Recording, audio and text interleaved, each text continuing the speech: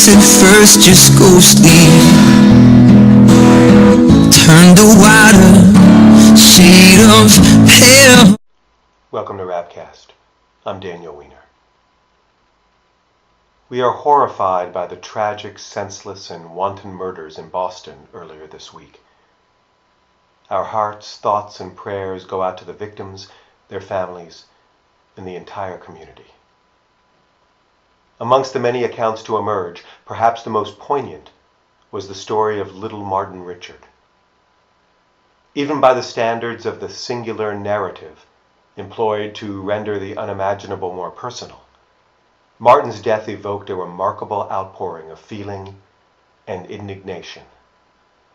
But Martin's life and its end contain an even larger lesson for a darkened moment. Martin stood with his family at the finish line of the marathon to cheer on some friends. It was an annual day of celebration, Patriots' Day in Massachusetts, and the air was as redolent with pride and joy as it was with the dropped R's of the local dialect. Martin ran to greet friends finishing the race, turned back towards his family, and into the maw of cowardly terror. His mother and sister were also gravely injured, and all of us lost something precious in that moment, a bit of faith in humanity, a bit of an innocence we long to regain in an increasingly hardened world at an increasingly desperate time. Apart from the obvious horror at the carnage, we are jarred by the close, almost instantaneous proximity of the heights of celebration to the abyss of tragedy. We seem better equipped to deal with gradual, more incremental transitions between joy and sadness, gratitude and grief. But life, as we know too well and live out too often, does not reckon with our limited capacity for dramatic change in the face of the incomprehensible.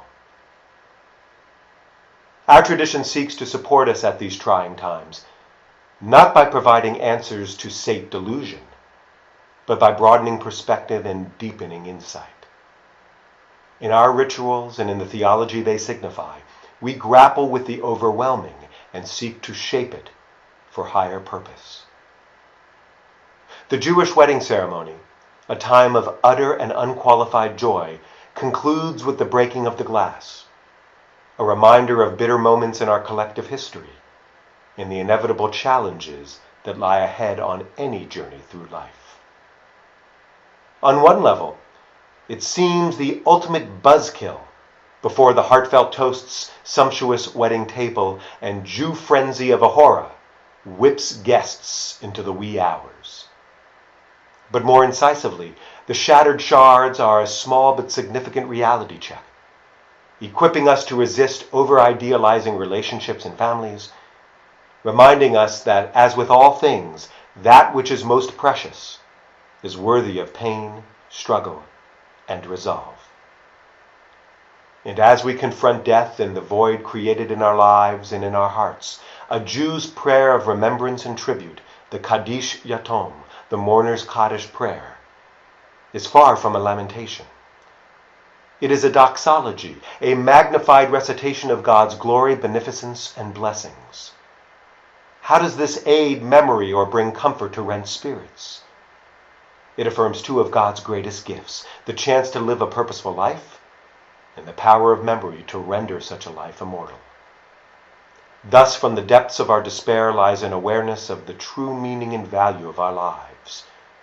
From the greatest of trials emerges the magnificence of faith.